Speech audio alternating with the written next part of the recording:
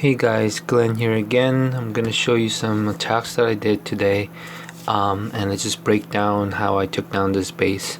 So Tunnel 13, pretty maxed out. Everything's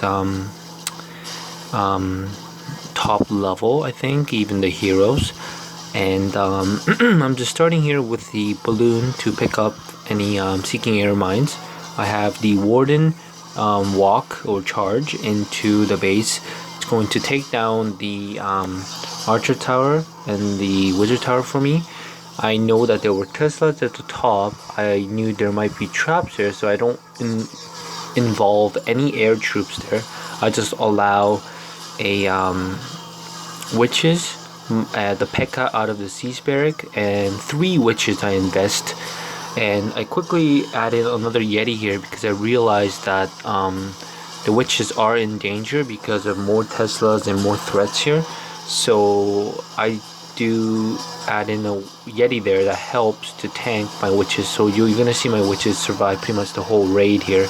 And because this side is down and this side is down, all the troops go right in, very thin, very narrow, and that's ideally what you want with the pathing of bowlers and yetis, is so that the healers can stay intact and continue to heal the yetis, because if the healers don't heal the bowlers and yetis, they will quickly die, a lot quicker than, let's say, P.E.K.K.A.s or golems and other tanky troops, right? So because the healers stay alive and I push through pretty narrow into the base, double jump, I am able to keep a lot of the Yeti up, my healers up, and my queen ability still intact.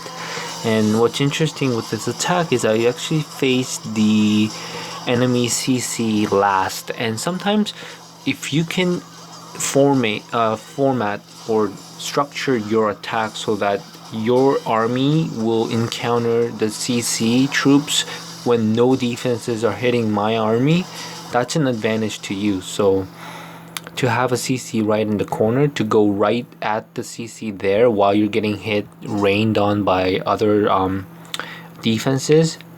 The same here, the CC's at the bottom, and you're gonna see me do this pretty similar attack is what you saw before, where I faced the CC last. And when you can face it when the defenses are all down, the CC becomes pretty easy to deal with. So you're gonna see the same thing, but what I do differently here is I add in a ice golem here, and I add in the witches, but I do not have the siege barrack placed at the top there.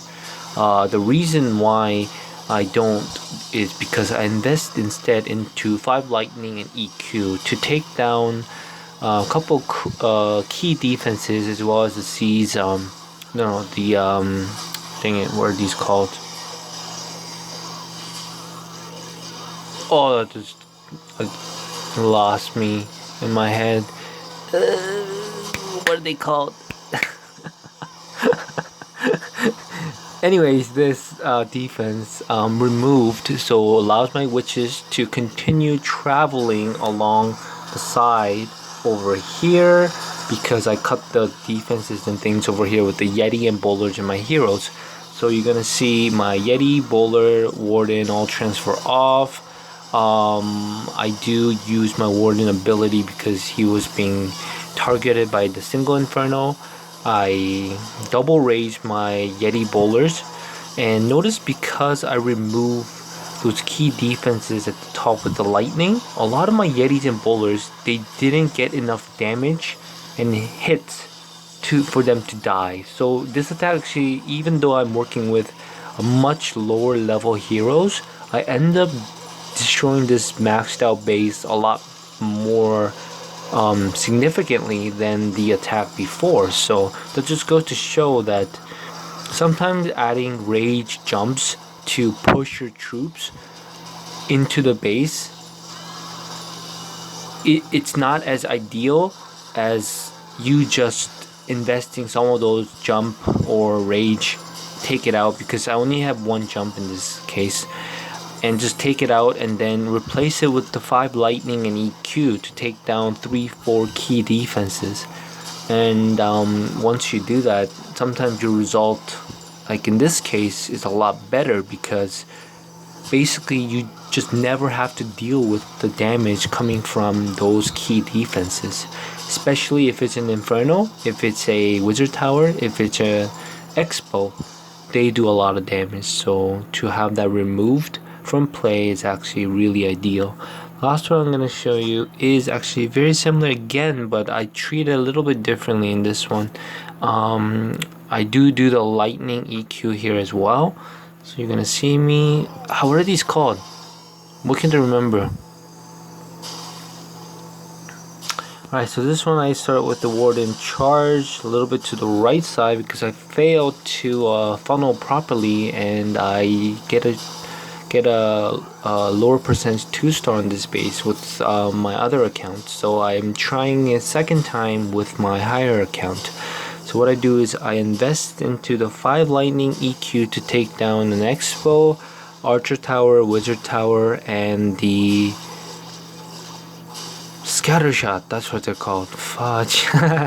Alright, Scatter Shot. So I take down the Scatter Shot, which does the most damage and is hard to heal through, is the Scatter Shot. So usually if you can remove it in a lightning and EQ combo, it's actually very ideal and very